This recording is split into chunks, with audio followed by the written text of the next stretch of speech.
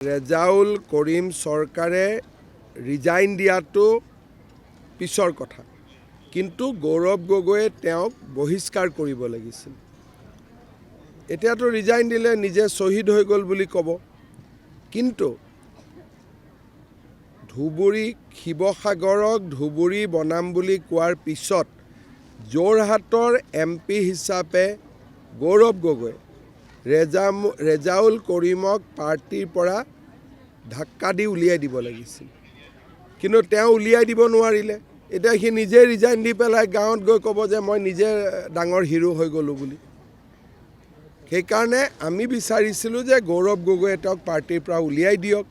গৌৰৱ গগৈৰ সাহসহে নহ'ল। ভালেই হয়, মোৰ হৈ কাম কৰিলে মইতো ভালেই পাম, মই কিয় বেয়া পাম কোনোবাই যদি মোৰ হৈ কাম কৰে।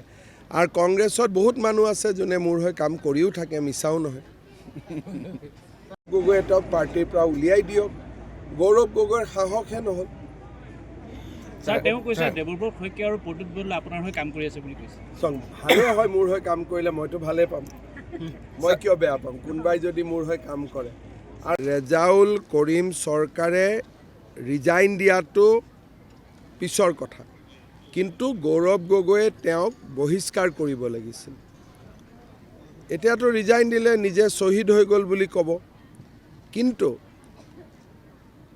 ধুবুৰী শিৱসাগৰক ধুবুৰী বনাম বুলি কোৱাৰ পিছত যোৰহাটৰ MP হিচাপে গৌৰৱ গগৈ ৰেজাউল কৰিমক পাৰ্টিৰ পৰা ধাক্কা দি উলিয়াই দিব লাগিছিল, কিন্তু তেওঁ উলিয়াই দিব নোৱাৰিলে। এতিয়া সি নিজে ৰিজাইন দি পেলাই গাঁৱত গৈ ক'ব যে মই নিজে ডাঙৰ হিৰো হৈ গ'লোঁ বুলি। সেইকাৰণে আমি বিচাৰিছিলোঁ যে গৌৰৱ গগৈয়ে তেওঁক পাৰ্টিৰ পৰা উলিয়াই দিয়ক। গৌৰৱ গগৈৰ সাহসহে নহ'ল। ভালেই হয়, মোৰ হৈ কাম কৰিলে মইতো ভালেই পাম, মই কিয় বেয়া পাম কোনোবাই যদি মোৰ হৈ কাম কৰে। আৰু কংগ্ৰেছত বহুত মানুহ আছে যোনে মোৰ হৈ কাম কৰিও থাকে, মিছাও নহয়। গগৈয়ে তেওঁক পাৰ্টিৰ পৰা উলিয়াই দিয়ক।